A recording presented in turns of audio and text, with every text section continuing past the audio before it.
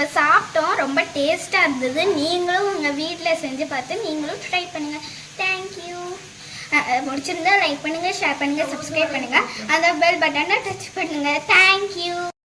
Hello friends, இன்றைக்கி காளான் chilli செய்ய போகிறோம்.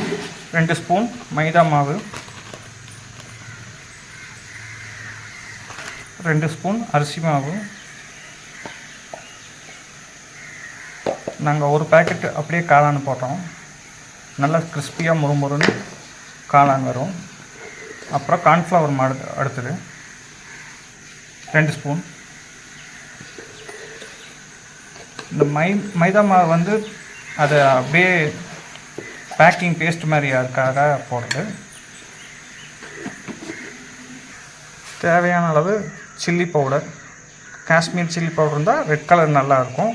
ஃபுட் கலர் சேர்த்தாமல் நாங்கள் செய்கிறதுனால காஷ்மீர் சில்லி பவுடர் உங்களுக்கு எது விருப்பமோ அது செய்வோம். தேவையான அளவு சில்லி பவுடர் சேர்த்துக்கோங்க.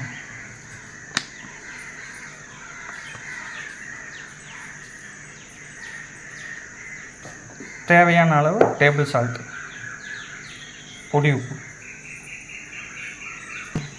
உங்களுக்கு தேவையான அளவு மல்லித்தூள் அளவாக 1 ஸ்பூன் போதும்.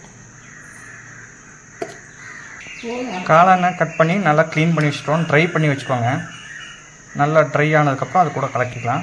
இப்போ லெமனோ 1 ஸ்பூன், இது இது ஆஃப் இது பண்ணலாம், இல்லைன்னா ஒரு ஃபுல் லெமன் யூஸ் பண்ணிக்கலாம். அப்படி உங்களுக்கு லெமன் இல்லைன்னா தயிர் 1 ஸ்பூன் இல்லைன்னா 1.5 ஸ்பூன் சேர்த்துக்கோங்க. அடுத்து இஞ்சி பூண்டு பேஸ்ட்டு,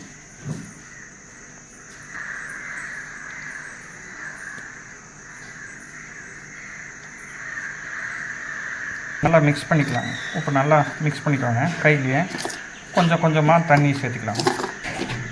ஃபஸ்ட்டு நல்லா மிக்ஸ் பண்ணிவிட்டு உடனே போட்டு உடனே பண்ணிடலாங்க. தண்ணி விடக்கூடாது, ஏன்னா அதுலேயே கொஞ்சம் தண்ணி இருக்கும்.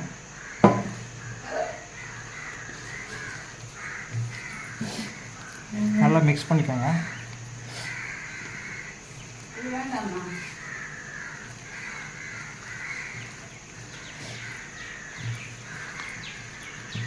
மிளகு பொடி வேணுன்னா நீங்கள் ஆட் பண்ணிக்கலாம். குழந்தைகளுக்கு ஏதோ சளி இருந்ததுன்னா ஆட் பண்ணிக்கலாம் மிளகு பொடி.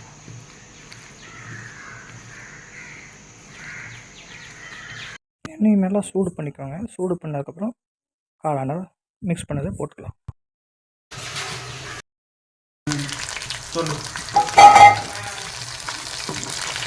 நல்லா கொஞ்சம் நேரத்தில் வர மாதிரி நல்லா ஃப்ரை பண்ணிக்கோங்க. Deep fry.